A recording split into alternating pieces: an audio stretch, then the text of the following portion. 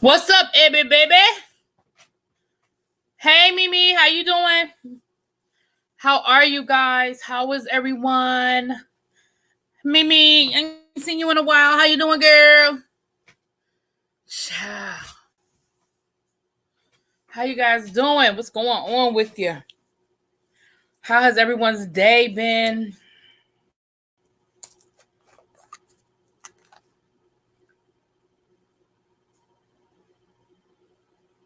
Hey, Miss Mars, how you doing? Ciao. Ooh, ciao. Tired. Hey, Miss Bless, how you doing? Miss Bless, I'm a pull that article up and do some research. I need to know the specifics of that case. I think that's a great conversation you were having earlier. I stumbled into Miss Bless Watkins. I couldn't stay long because I was in between classes and I just was, being nosy and seeing what was going on YouTube.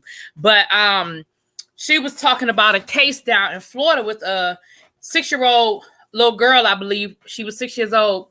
And she was having I don't want to mischaracterize what was going on because I didn't read the article, but Miss Bless was saying that she was ADHD and she was having a meltdown, I guess, for lack of a better word, and that the school ended up calling, I guess, the mental hospital, I would say the crisis team. I would say they probably called the crisis team. When you call the crisis team, it varies from state to state what that looks like. But basically, when a child is a danger to themselves or a danger to others, then there's a protocol that they have to follow. Now, what Ms. Bless was saying is that the parent had not been contacted until after the little girl had been taken to the hospital. And of course, they took the girl to a mental hospital for evaluation.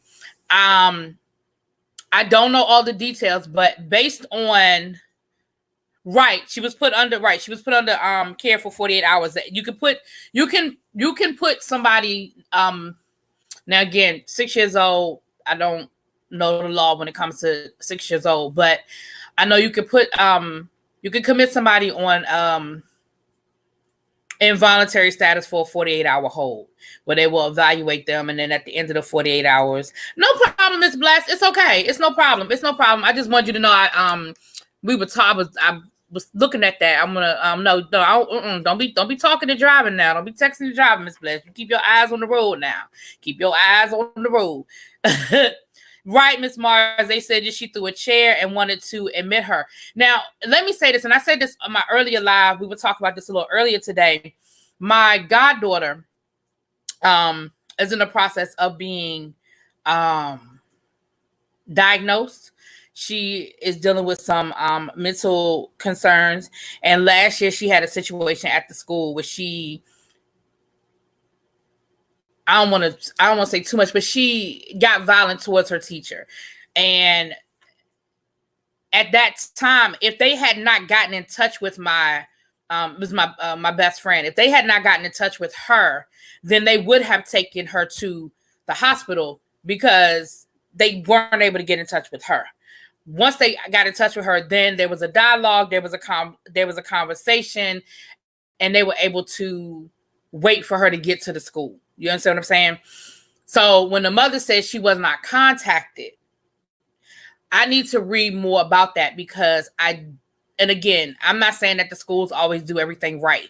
And so that's why I'm very cautious until I'm able to read the details for myself. Hey, Felita. Hey, Shawnette. How you guys doing? Until I'm able to really read the details for myself, I'm cautious. Hey, it's Miss D. It's me, D.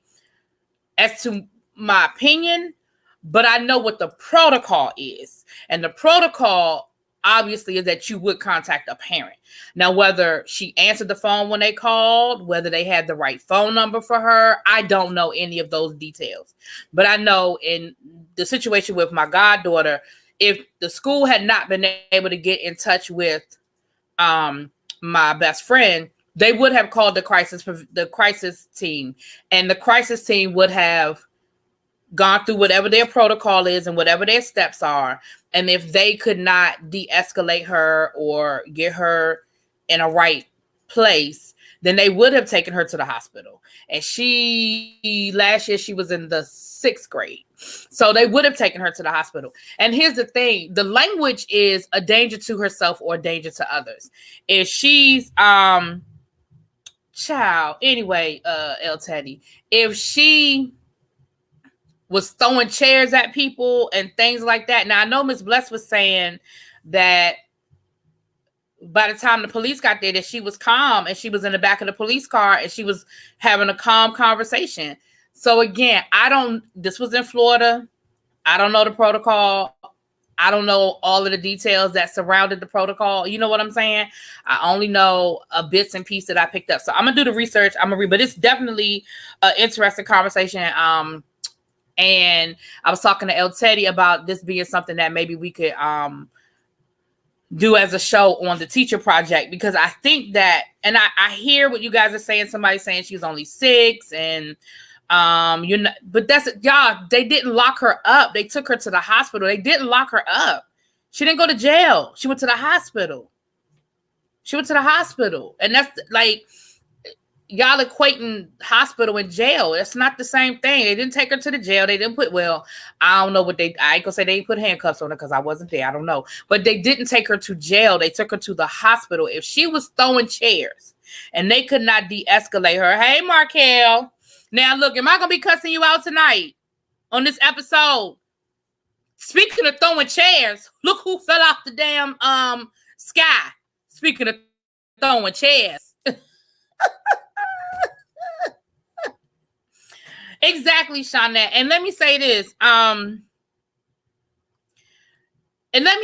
You guys. Where we are in 2020 is not where we were in 2019. In 1980, 1970, 1960.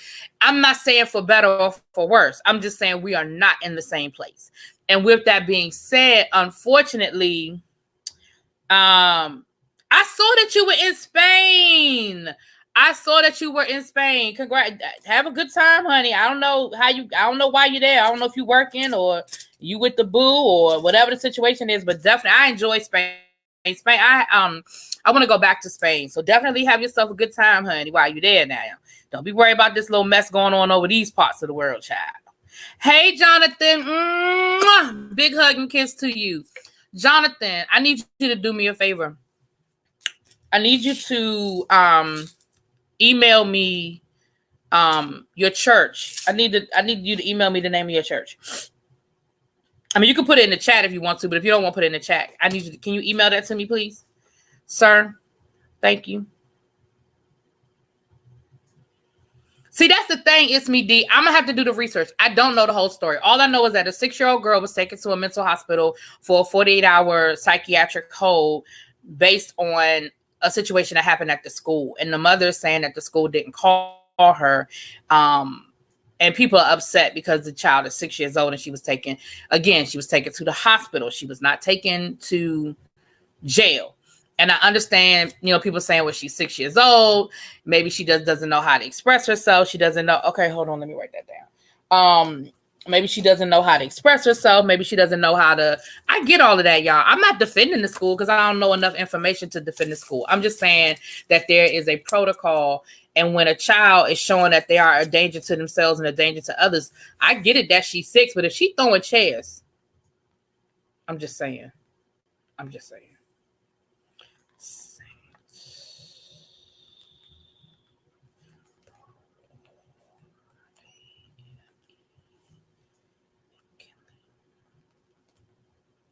Okay. Thank you, Jonathan.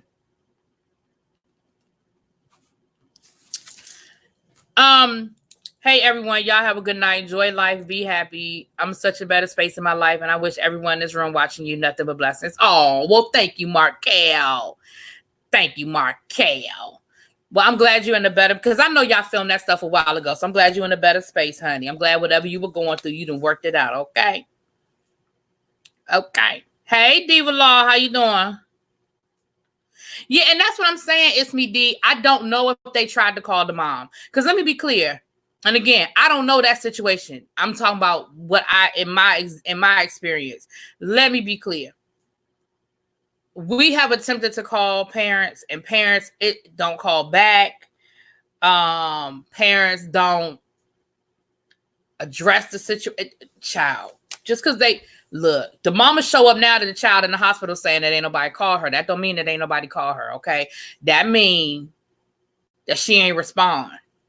That don't mean ain't nobody call her. And again, I don't know the whole situation, so I can't say that that they didn't call her. The Baker Act. Yeah.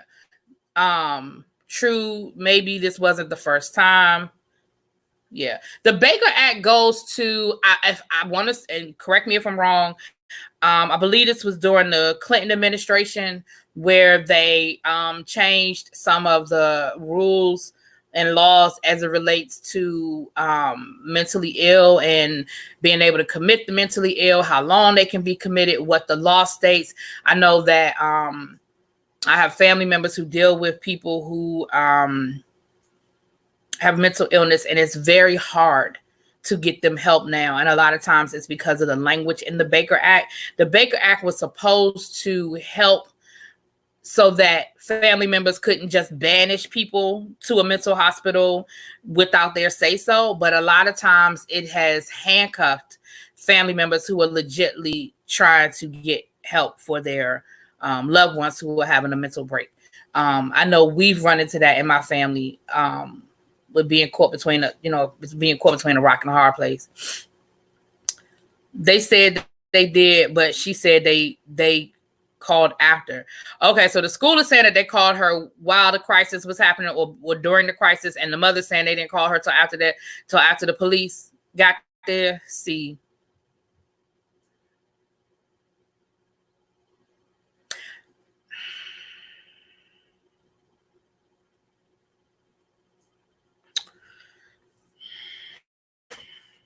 I'm gonna just say this, and again, I'm a reserve. This is all based on not reading the specifics of this situation.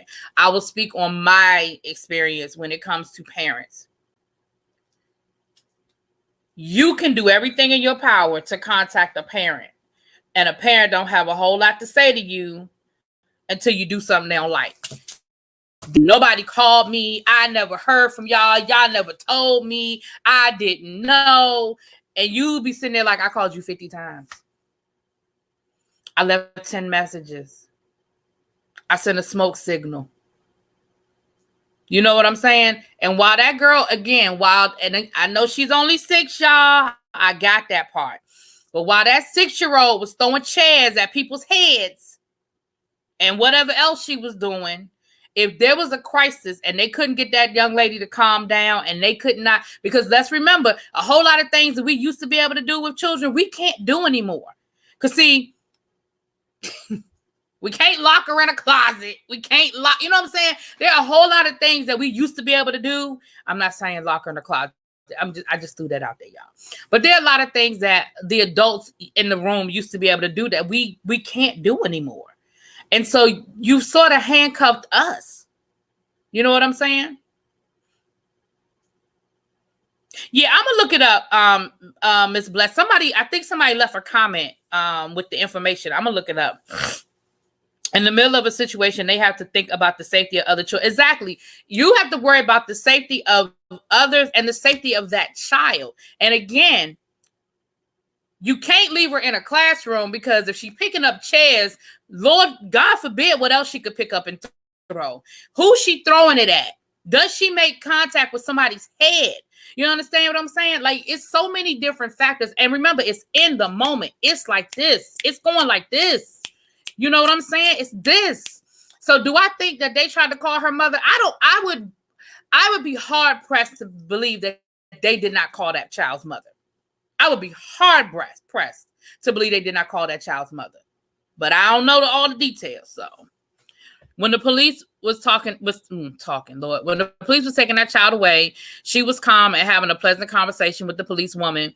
The PW should have called the mom at that point. Well, but that's the thing, Shawnette. Who's to say they hadn't already called the mother at that point? See, that's what I'm saying, Malak. We can't do that no more. I will fight a teacher if they lock my child. See, that's what I'm saying. We can't do that. I mean, I never did lock. Let me be clear. I never locked a child in the closet. I never did do that. Let me be clear. I never did that. The police video showed a calm kid, but I understand some children are. And understand this too. Y'all saw after the fact. In that moment when the crisis was happening, and if they could not calm her down, they may have, again, the schools have a protocol. They may have followed the steps of the protocol, meaning that if this didn't work, then they had to do this. If that didn't work, then they had to do that. And at some point, like I said, I don't know what it's called in Florida, but I know up here, there's a crisis intervention team. You call them, it's just like when you call 911 and then you say, never mind, it was a mistake. 911, they still have to follow up on that phone call. It's the same thing. When you call the crisis intervention team, they still have to follow up. And again, we don't know the history. We don't know if this was the first time or not. We don't know what the background is. All we know is what that snippet, that whatever that story is showing us. I'm the parent that shows up when I get home. There's a problem asking my questions, and the laws now have children thinking their parents can't discipline them. Well, okay, Ron. Hey, Ronnie, how you doing? Parents usually only think about their one child and forget to consider other children involved. Exactly. My friend is a school nurse, and she regularly has to practically threaten parents to return the phone. Exactly. Like I told you, I told y'all about that time that child came to school throwing up. The one that threw up on me that day. He literally had been throwing up all night. He literally had a temperature of over 100 when his mama brought him to school. Why was he there? Throwing up on me. Now, legit, because we are mandatory reporters, if somebody in that building, and I can't say nobody did, I'm just saying, if somebody in that building had called Child Protective Services, which the nurse was threatening to do, if the mama didn't come and pick him up and take him to the hospital, the nurse was she said, if you don't come and get him, my next phone call is going to be Child Protective Services, because you can't, this is neglect. This boy is sick. And because what the mother had originally said was, well, I'll pick him, can he just sit in your office till the end of the day? No, he cannot. No, he cannot.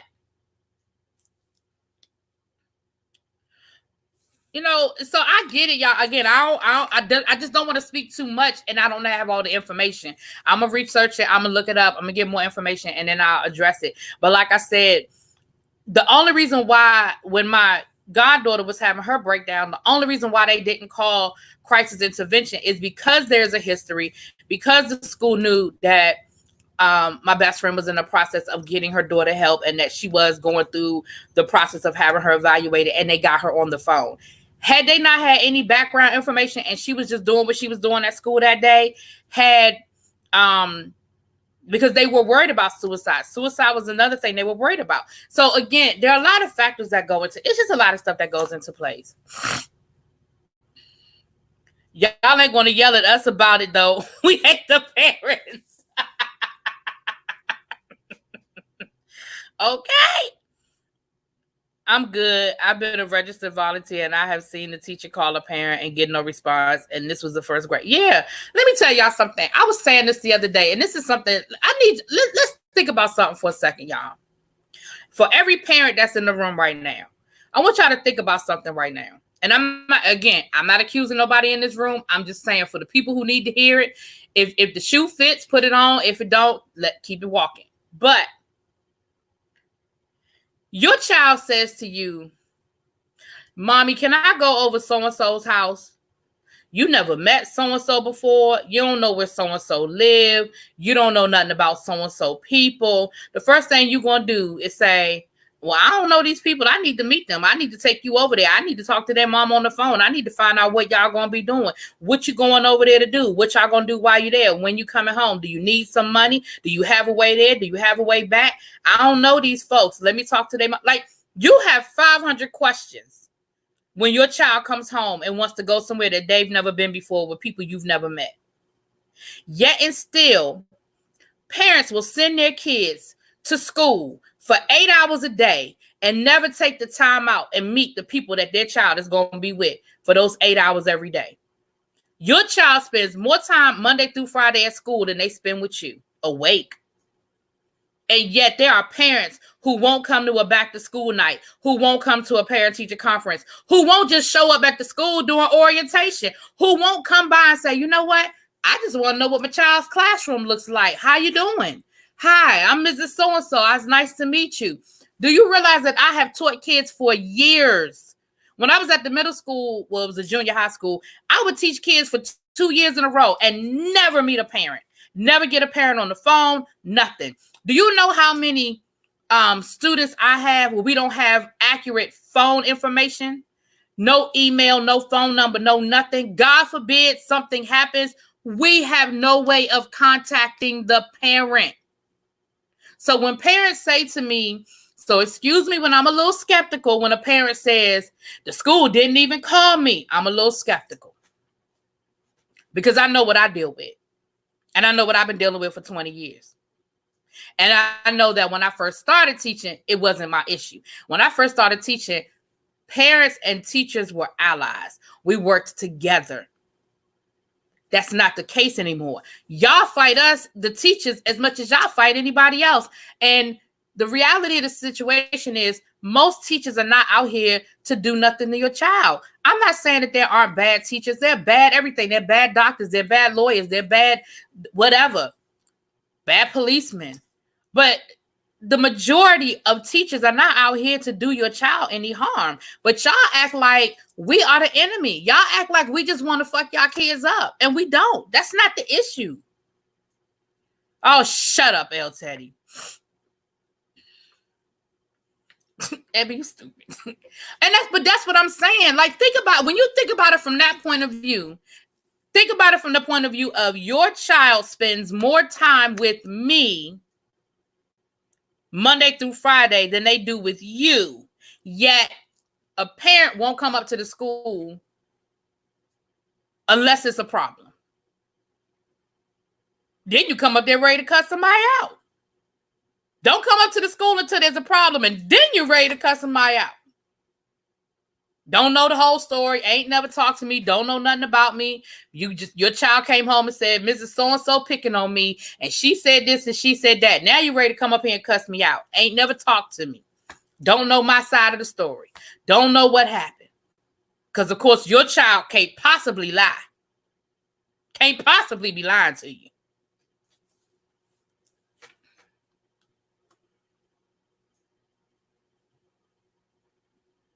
Pass it on the too tight shoe to someone else. Exactly, because if the shoe don't fit, baby, keep it moving. My daughter's school nurse calls me for every damn thing. It's annoying. She scratched her damn finger. Leave me alone. But see, Shawnette, no. Because if your daughter scratched her finger and then she comes home and she got a scratch on her finger or a cut on her finger and you and ain't nobody tell you about it. And again, you might not be that person, but understand it's not about you. It's about everybody we have to deal with. Let that school nurse not call the wrong parent about their child having a scratch on their finger. Let that nurse not have made the phone call to that parent. That parent to come up there ready to cuss, want to take their license, swearing up and down the child finger almost got cut off. See, that's the thing. Y'all look at stuff like through y'all's vision. You might not have an issue with this, Shawnette, and I get that, and I respect that. But understand there are 10 behind you that do. There are 10 more behind you that will cuss that nurse out if their child come home with a Band-Aid on and ain't nobody call them and tell them why their child had a Band-Aid. You see what I'm saying? So y'all are victims of the extreme. The people who are in the middle or that have common sense are the victims of the extreme. Y'all think they bad in elementary. Think about when they get to high school. We never see or hear from parents. Child, okay? Okay. Because I swear trying to get a parent on the phone, I mean, you almost have to pull a stunt and be like, you want to publish this clearinghouse. Shit.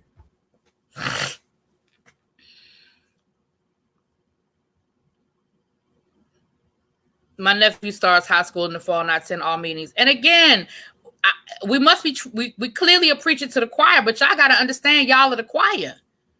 Y'all got to understand that y'all are the choir. I keep in contact with all the teachers. We are united front on my kids. Exactly. But see, that's the thing, Abby. Again, you're the choir. Now, that's what it was teaching. Honey, I could call a parent and honey, boom, boom, boom. We could get it together. But that has not been my experience these last, I would say probably last 10 years. Not been my experience. El Teddy is mean.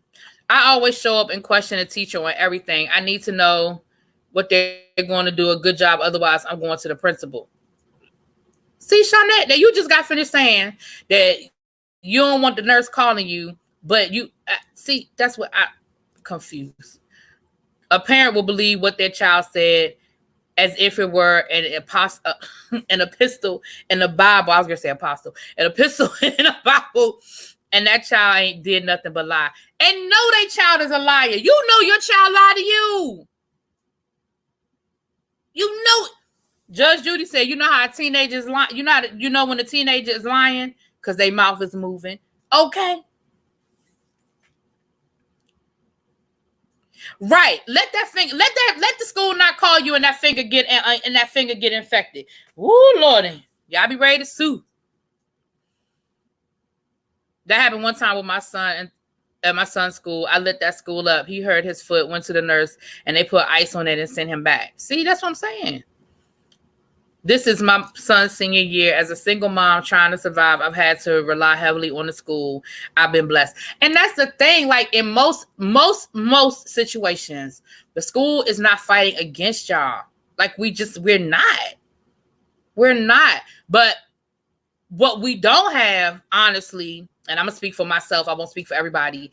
What I don't have energy for the people who I've been trying to work with you. I've been trying to get in touch with you. And then I don't hear from you until it's a crisis situation or until you have a problem. Well, yeah, now I don't have a whole lot of energy right now for it. You know, communication with the teachers in school is beneficial for the child's education. I believe a child will get more help. They will. Don't they, Jonathan? They know what they got at home. You ain't lying. They know what they got at home. I know I sent an email at the start of the school year, introduced myself before back to school night. Yep. And that's the thing. Like, let me tell you, I had a situation. This was last year. I had a situation last year with a parent, right? I remember this situation because this child cut up on the first day of school. I mean, the first day of school, her child cut up so bad. I called her. That's how bad her child cut up on the first day of school. I called her to tell her how bad her child cut up on the first day of school. Okay? From that point forward, the child failed. She had a failing grade for progress report. She failed first quarter. She had a failing grade second quarter progress report. She failed second quarter. In the interim, I had called, I had emailed, I had requested meetings. I had the correspondence, all of that, right? All of the boxes had been checked. Sent a registered letter at the end of January saying your child is in danger of failing for the year. ...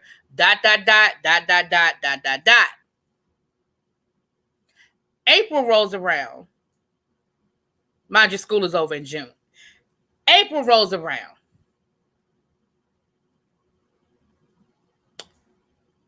I get an email from the counselor saying that the parent wants to have a meeting with all of the teachers and she wants to talk about her child failing. Mind you, I even forgot. Anyway, like I said, I checked all the boxes. Talk to the parent, all of that. There's nothing for us to discuss in April other than where she want to sit in summer school. There's no conversation for us to have in April. So I showed up to the meeting, and the counselor started with me. And I said, how you doing, Mrs. So-and-so? Nice to see you. That's exactly what I did. I said, you called this meeting, so I wanted to hear your concerns. Because my thing is, I don't have nothing to say. So she said, well, I mean, do you have anything to say to me? I said, no, ma'am. You called this meeting. I thought you wanted to share something with us. Well, I wanted to find out what needs to happen so that so-and-so, so we can get so-and-so's grade up. I said, with all due respect, there's nothing she can do to pass my class at this time. I said, she's been failing my class all year, and I asked you to come in multiple times for us to have this conversation. I've told you when I offer tutoring. I've sent you letters and emails, and we've spoken on the phone. Like, I don't know what else at this time. I don't have anything to add. There's nothing she can do. I said, maybe some of her other teachers, she still has a chance. But for me, there's nothing she can do. Thank you for your time. And I left. What are we talking about? What are we talking about? And I mean, her mama had an attitude too. Well, is this something you need to tell me? No, not a thing. We have nothing to discuss. Oh yeah, her daughter showed her ass on the first day of school and continued to show her ass. Let's be clear. It didn't stop on the first day of school. It calmed down, but it ain't stopped.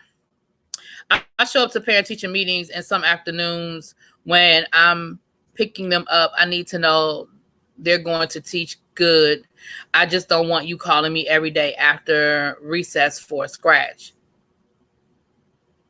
Okay. What's up, Discovering Des? And here's the thing. Like, I welcome parents. Please come to my room. And please, I had a parent show up last week. Show up for her son. And this is how I know. This is what kids tell on y'all. Let me tell you something about kids. Kids will snitch on you. When I was an administrator and I used to do observations, I would tell, and when I was a mentor teacher, when I was a mentor, I would tell my first year teachers, I would tell them, I said, she probably did, Vovo. I said, don't do something when there's an administrator or somebody in your room that you don't do every day. Don't try to come in here and turn this into no Hollywood production, because the kids are going to snitch on you. The kids are going to say, Mrs. So-and-so, we'll never do this. Mrs. So-and-so, oh, you doing this because so-and-so in the room? Oh, they'll snitch on you. They will tell. And let me tell you something. Parents, they do the same thing to y'all. So this is how I knew that this child wasn't scared of his mama and wasn't scared of me. And he's not a behavior problem for me, but his grades have dropped. He went from, beginning of the school year, his grades were like here, and he's down to like D's and F's, and he's falling asleep in class. And, there are many different reasons why this could be going on, but I can't get in all that right now. So the mother showed up. This how I know that he not afraid of his mama, because he ain't do nothing different when she was sitting in there than what he does when she not sitting in there. That's how your kids tell on you. When you show up to the school and your kids don't change up nothing, or you having a parent-teacher conference and your child sitting there with an attitude and rolling their eyes and sucking their teeth and talking back to you, and they do that at home. Don't come up to the school and try to act brand new now. Don't come up to the school and try to act like, you got it all under control, because the kids will tell on you. What's up, Nicole Reloaded? I was abused at home, and school was my free place. I cut up there because I was happy at school and miserable at home. Yeah, and that's why I'm saying there, that gets into some, and I'm sorry to hear that, KK. I'm definitely sorry to hear that. But yeah, there's some different things that get into what happens at school versus what happens at home. And, there are a whole lot of different things that get into that. But absolutely. Hey, DC Kool-Aid and Lisa. But absolutely. I love teachers who communicate. I have questions, and I like to be on the same page. And I love parents who communicate, child. If that parent was checking homework, she would have known that child wasn't doing her work and didn't know her work. Look, let me tell you, and you're right, Shawnette, because the one time that she did actually respond to one of my emails, it was because her daughter had told her, she said, well, because let me tell you, this is the kind of stuff, and this is how you know who's in charge. The daughter had come to me and said, I don't understand how I'm failing your class. I do all your work. I said, well, first of all, you can check School Max. That's our online grade book. So I pulled up School Max, and no, you don't do all your work. You have zeros. You have missing assignments, number one. Number two, here's the problem. And this, El Teddy hates ninth graders. Me and him talk all the time. He hates ninth graders. Here's that ninth grade mentality that you have to break when a child goes to high school. They're used to just because they turned it in, they get credit. Or just because they turned it in, they get an A. And I'm not saying, no disrespect to middle school teachers. I'm just telling you, that's the mentality. So I had to explain to her, you do turn some of your work in, but the work that you turn in, the average is a 60. So you factor in the average grade that you turn in as a 60. You factor in them zeros from those missing assignments. Voila. That is how you are failing my class. You know what I'm saying? So the mother emailed me a day later and asked me the exact same question, said, well, I asked so-and-so, and she said she does all your work.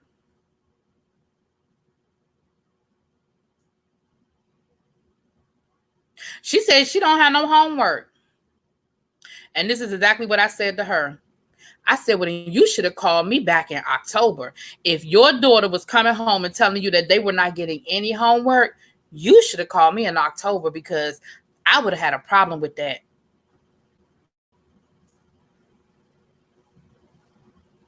You've been listening.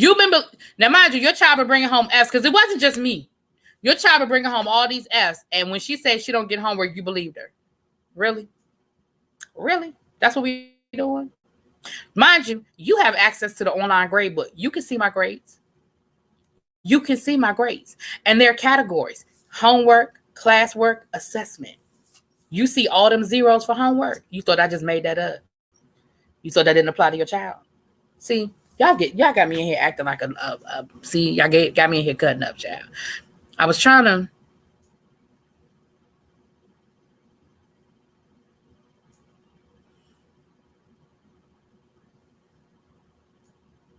Oh yeah, I saw when Des was saying he would love to. I had to go back, and that's what I was trying to find. Nick is in the 9th grade, and he already know I'm not playing with him when it comes to school, because I would say exactly. And I see y'all's vlog, DC Kool-Aid. Nick know y'all ain't playing with him. You know what I'm saying? Like, Nick know what it is, and Nick know, and that's the other thing, you guys. An empty threat means nothing. The first time you threaten a child and you don't follow through with that threat. And that goes for teacher and for parent. I had a student the other day. I was telling El Teddy about this. I emailed her about her daughter cutting up in class, whatever. And her response to me was, we're in the process of trying to get some counseling because she's acting up at home and at school. And, we're having issues with her here at home. I said, wow, okay, cool, whatever. But your child got on $200 Jordans and a brand new phone she got for Christmas. And, she got an MCM bag purse. And I'm just looking at all of these things that in my mind, if my child were cutting up at home to the point where we think we need to get her some therapy, and she cutting up at school to the point where she's been in all these different situations and she failing her classes, I just feel like she could get some sneakers from Target. I don't know. Maybe I'm crazy. I just feel like maybe she didn't need a brand new phone this Christmas. Maybe she keep the phone she already have. I don't know. Maybe I'm tripping. She damn sure don't need an MCM bag. I'm just saying, maybe I'm tripping.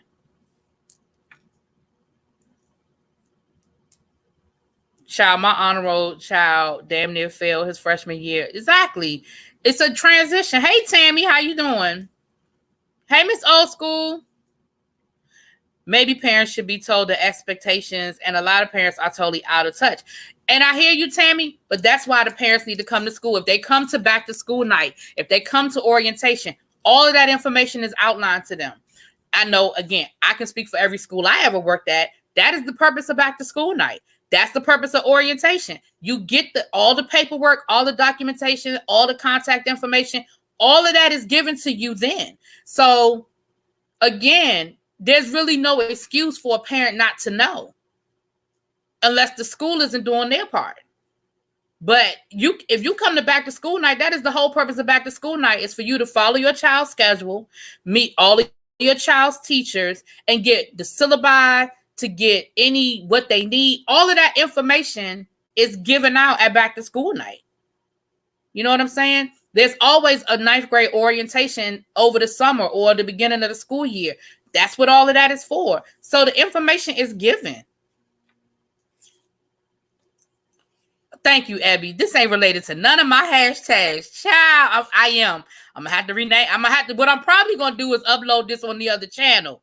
That's what I'm probably gonna have to do, because we ain't talked about nothing but education, child. I hate to say this, but I work with a lot of parents and students, and parents are really shitty and they not putting their children.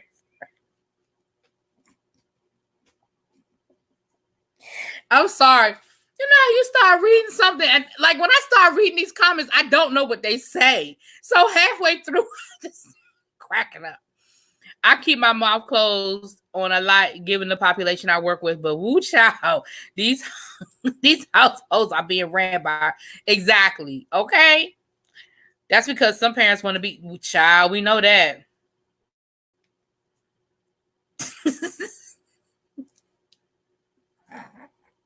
Terry, I'm sorry. That tickled me.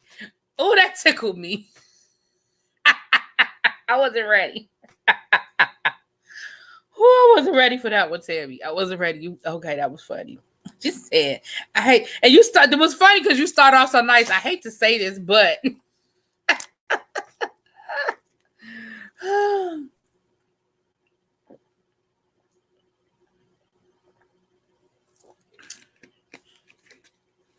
oh Lord, y'all funny.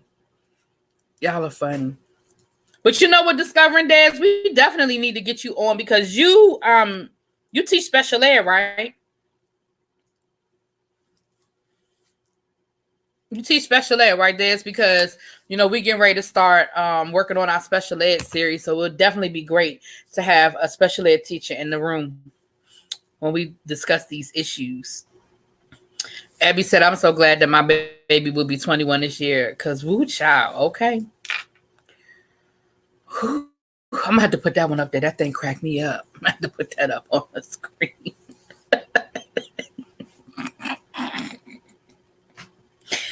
I wasn't ready. I wasn't ready. I do not miss some days. I love the kids, but I'm telling you, these parents and some of the admin, child. Look, I had a meeting after work, and my meeting after work, that's what it turned into. It turned into a gripe session. And we were supposed to be meeting about something totally different, child.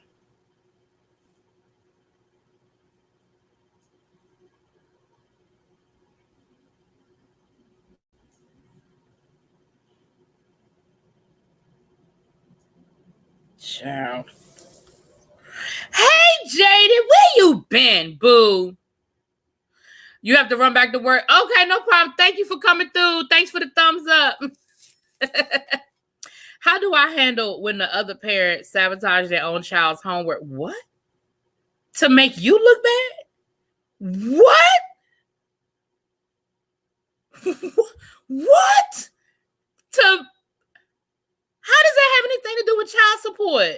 Oh, so they can get custody. Oh, that's messed up. That's disrespectful as hell. Oh, that's disrespectful. Nicole, I don't have an answer to that one. The only thing I can say about that is that if you talk to the teacher about setting up a homework schedule, I don't know. I honestly, I don't know. That is a lot. Hey, number one Eagle fan, that's a lot, Nicole. I mean, again, if I were a parent, I would not get in the middle of y'all's custody situation. Like, I'm not in it.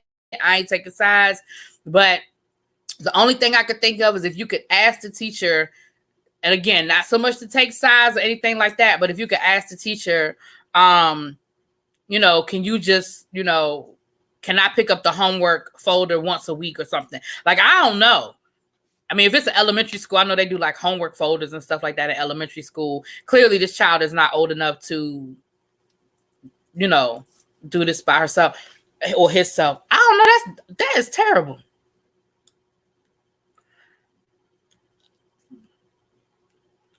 Discovering Dead said make copies of the work. And nowadays, all you gotta do is take a picture. You could just take a picture of the homework. Ask for duplicates. I don't know. A lot of times, most teachers, especially on an elementary school level, most teachers know their homework for the week or whatever. You know what I'm saying? They've planned it out.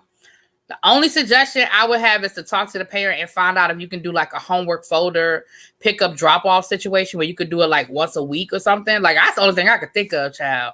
That is terrible. That is terrible.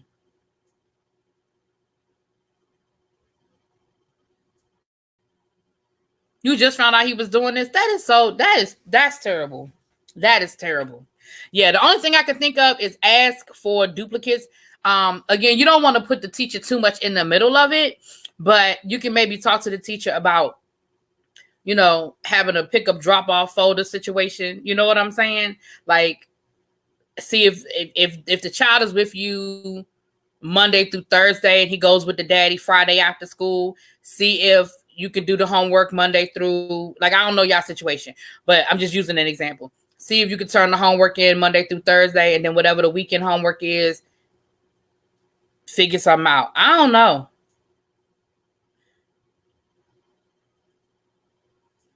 The lift these men will go to not to pay child. Because I'm about to say that is terrible. That is absolutely horrible.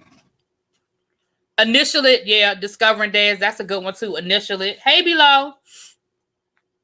She's in the first grade. Wow. That's crazy. These, boy, I tell you, these. I'm sorry, y'all. Hunting like two.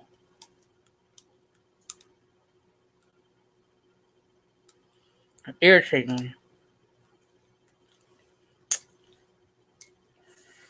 Dang. Yeah, Nicole. That's the only thing I could think of is that I would go in and talk to the parent. I would go in and talk to the teacher though. I wouldn't do a bunch of back and forth, emailing back and forth. I would go in, talk to the teacher, be clear that, I would be clear with the teacher that you don't want him or her to get in the middle of the situation, but just find out if there's any way you can create a pickup drop off situation. Yeah. I got cussed out by a stepmom because I refused to talk to her and a student because she wasn't the mom, and the mom refused to allow her on well, yeah, exactly. Let me tell you, we had a situation. Okay, I'm gonna tell you this story time, and then I'm gonna end it on this story. It is a sad story, but it's not really a sad story. Like the way the story ended was funny, but it was a sad situation. So this was when I taught junior high, and this was as El Teddy said, I'm old. So this was the days of fax machines and stuff, honey. Things didn't move as fast as they move now, like with emails and stuff like that. Like people had email, but that wasn't anyway. So we had a situation with a student who transferred in. He was a new student. He had just transferred in. We had his paperwork and stuff like that, but we did not have all of his paperwork at the time. So the boy was at school.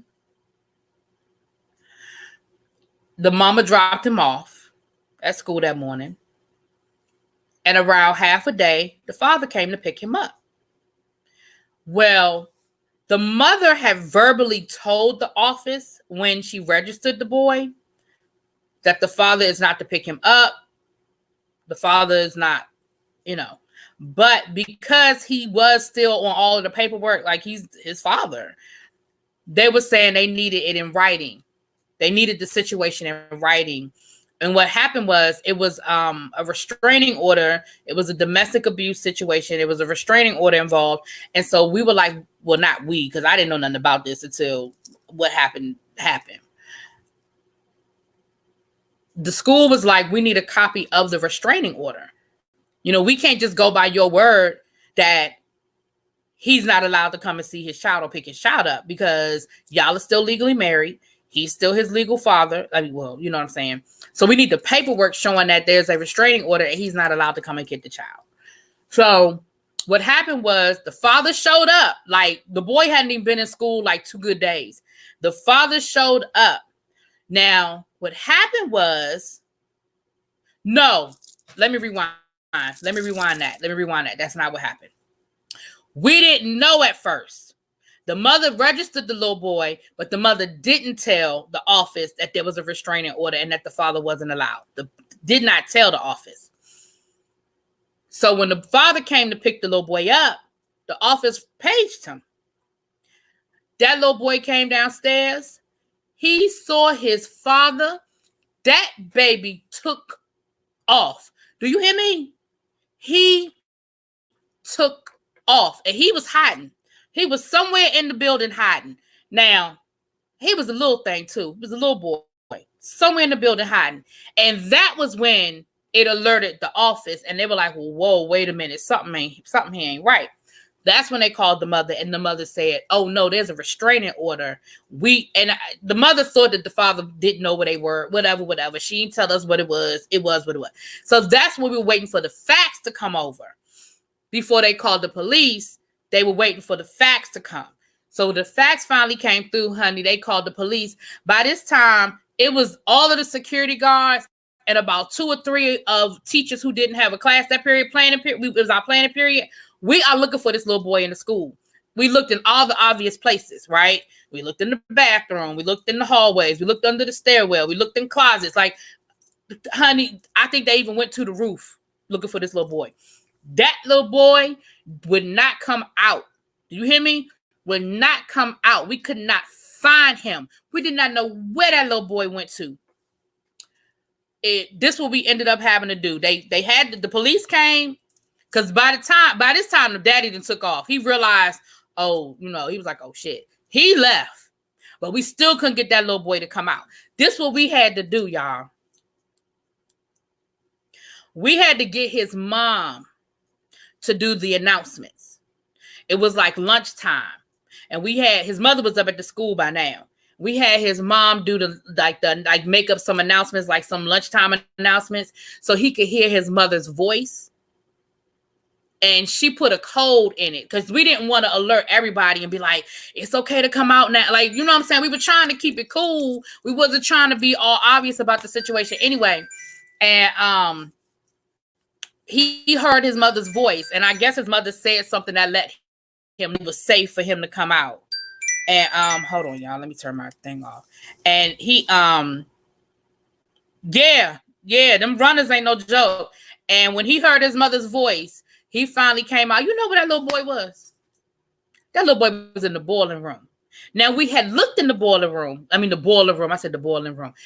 We had looked in the boiler room, but he was so small, he had hidden in like a little crevice. And y'all know it was dusty and dirty up in there. That little boy came out in our uniforms. They were gray slacks and white polo shirts. That daggone shirt, I said, you was going to make sure we wasn't going to find you. But it wasn't until he heard his mother's voice and he came out. Yep. So that's the thing, y'all. So many situations. And again, on one hand, it was like, why didn't the mother tell us? But the mother thought that she had enrolled him in the school. She really didn't think the father would find, you know what I'm saying? But boy, that little boy saw his daddy and he came in that office. He saw his father and that boy when I say he took off. And I wasn't down there. I mean, obviously I was in class, but the office people told me later on, they said that little boy took off so fast. Like El Teddy said, them runners. And he went so quick, nobody was expecting it. So it wasn't like somebody was standing there with him. Baby. All the security guards. And back then we didn't have a whole bunch of security in the building. We had like 2 security guards in the building. And like 3 or 4 of us, I was one of the teachers. We looking for this little boy. And I promise you, we wouldn't have found him until he wanted us to find him because we had looked in the boiler room. We had looked in there and we did not see him, but that's where he was, child. So yeah, that's the thing, y'all. It's a lot of stuff. It's a lot of stuff, but yeah, honey. Let me read this chat before I get up off of here. Google Chat. G Chat keeps our school running, child. I missed most of the live because the lady next to me wanted to talk. Hey, Lady Nika.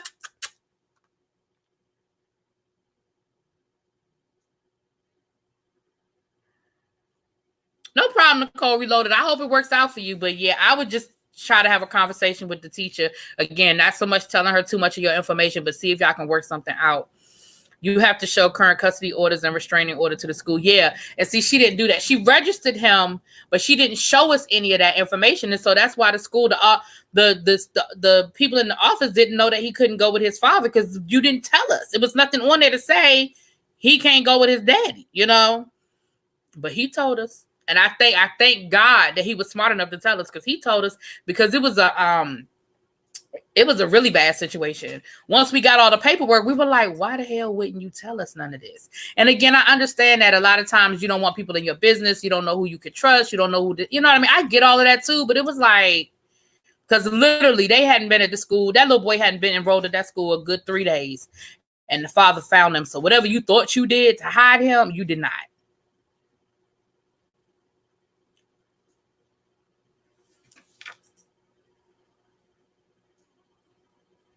Child, this, I'm telling you, them runners don't play.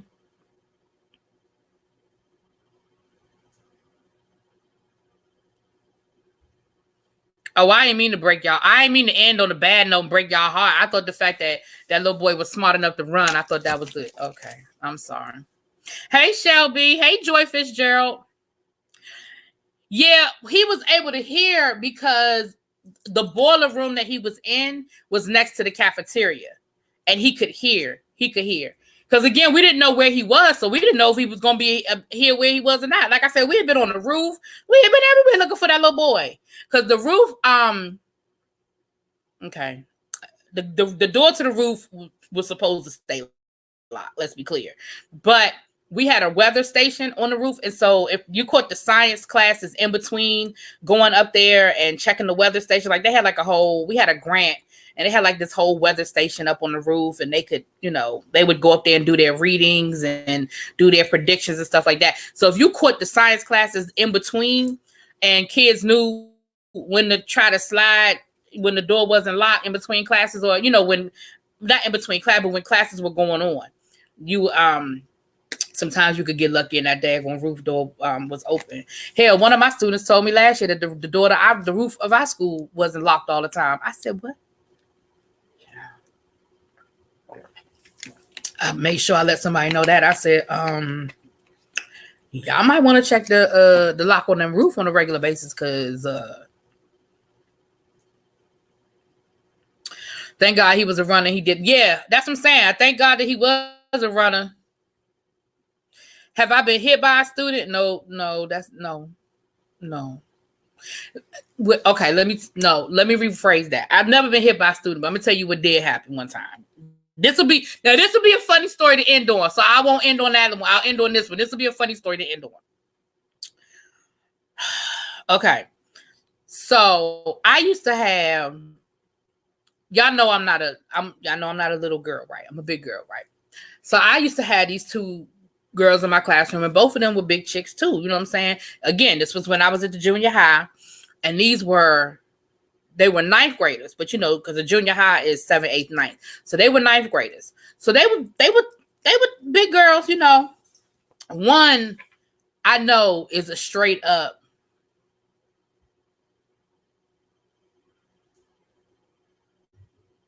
big girl. You know what I'm saying? Like she big girl. And the other one was a big girl, Honey, the two of them got to fighting one day in my class. Now, I normally don't break up no fights. I'm going to tell you, I'm the one, I will hit the alarm. I will yell for security. I don't break up no fights. Okay. And in this particular case, I normally don't break up no fights. But what had happened was the big girl, she was whooping the other girl's tail. And what had happened was I saw blood. Okay. I saw blood. And my first instinct was, oh, like there's blood on the floor. Like she is whooping her tail. So now I'm laughing. Remember this shit. I went to go break the fight up, right? Because now, like, my instinct kicked in, and I was like, oh shit, I can't let this girl just sit here and whoop this girl's tail like this, because security hadn't come and whatever. So I wanted to go pull the girl up to try to break, because by this time they had knocked over the couple of desks and they were actually on the ground fighting. So I was trying to pull one of the girls up, right? Child. Somehow or another, the girl knocked me back. I fell over one of the desks that had fallen on the ground. It was one of the desks where the desk and the chair is connected. I fell over the damn chair and my ass landed on the ground. Baby. Child. All my students came running over to me. Miss Brown, you okay? You okay? You okay? And they came over running to me, child. I promise y'all that's the last day I ever broke up a fight. I promise you. Blood or no blood, that's the last day I ever broke up a fight. And she flung my ass around like I weighed 10 pounds. I said, what? And she did not physically hit me or physically push me. She was doing what she was doing, and I got in the way, child. Next thing I knew, I was falling over that damn chair. And I couldn't even be embarrassed because child, that thing was funny. We laughed. Let me tell you something. Me and my students laughed about that the rest of the year, honey. Because they were scared. They really thought I was hurt. So they really were upset. At first, they were like, oh no. They really thought I was hurt. And once I stood up and once we got them out of there and we, got the situation, we laughed. I mean, what you gonna do? What you gonna do? We cracked up. And when I tell you we laughed about that thing the rest of the year, they said, oh, Lord. Child, I tell my kids all the time, I don't break up no fights. And I mean it. But in that particular case, like I said, all I saw was blood. And I said, she is whooping. Like in my mind, I made a split decision. I said, she is whooping her ass. I had already called for security. I had sent a kid to go, I'd done all that I could do. But I said, she is whooping her ass. Because I didn't know where the blood was coming from. I didn't know she had broke her nose. I didn't know if it was coming out of her mouth. I didn't know where the blood was coming from. I just know I saw blood. Honey, they went and flung me. I said, well, shit. Ooh, you ain't got to worry about me breaking. Child. They used to laugh at me because I used to tell my kids, look, because let me tell you something. And El Teddy and Discovering Desk and any other teachers in here can attest to this. A lot of times kids do stuff when there's an adult around because they know you're going to break it up or you're not going to let it happen. And I used to tell my kids all the time on the first day of school, I tell them all the time, I said, let me tell y'all something. If you get ready to fight in here, you better mean it because I don't break up no fights. So if you wait for me to jump in front of it, if you waiting for me to stop it from happening, you better mean what you say and say what you mean, honey, because I don't break up no fights. Especially now I got high school kids. Oh, no, I don't break up no fights. No. If you going to be fighting, you going to be fighting. I don't ever break up fights between high schoolers. They stronger and they look, this one hit me in the ankle with a chair. I step right, child, okay. Are y'all going to be in the Chasing Dallas chat? Maybe. Usually, maybe. I know Evie has been in there before. I might be in there. I might go over there tonight. I may go over there, hang out in the chat, see what y'all talking about tonight. Because, I feel like it goes down. Hawk smash. Child. The gangsters about it. They better be about it. Let me tell y'all. Okay, y'all. See, now y'all got me telling my fight stories. Another time, it was this girl, and she used to mumble, right? I knew she was one of them. Like, I knew she was an instigator. And she was a mumbler. And she was one of those kids that she would mumble stuff, right? She would mumble stuff so the adults couldn't hear. And then when the other kids would react, then, the other kids would look crazy. Baby, one time we were in class and that girl, and I didn't see her at that particular moment doing it, but I knew she had a bad habit of like talking shit under her breath. You know what I'm saying? And I knew that her and this other student didn't particularly get along. And something had happened in the last class. and they carried it into my class. Unbeknownst to me, like I didn't know she was mad at her from something that happened in the last class. We was sitting there. I was doing my thing, honey. I'm teaching. I'm doing my bleep, bleep, bleep, bleep, bleep, bleep, bleep. Next thing you knew, all she did was stand up. She said, "I'm tired of this shit." And she started wailing on that girl. I was in shock. I was like I literally was in mid. She stood up. "I'm tired of this shit." I bet you she don't mumble no more.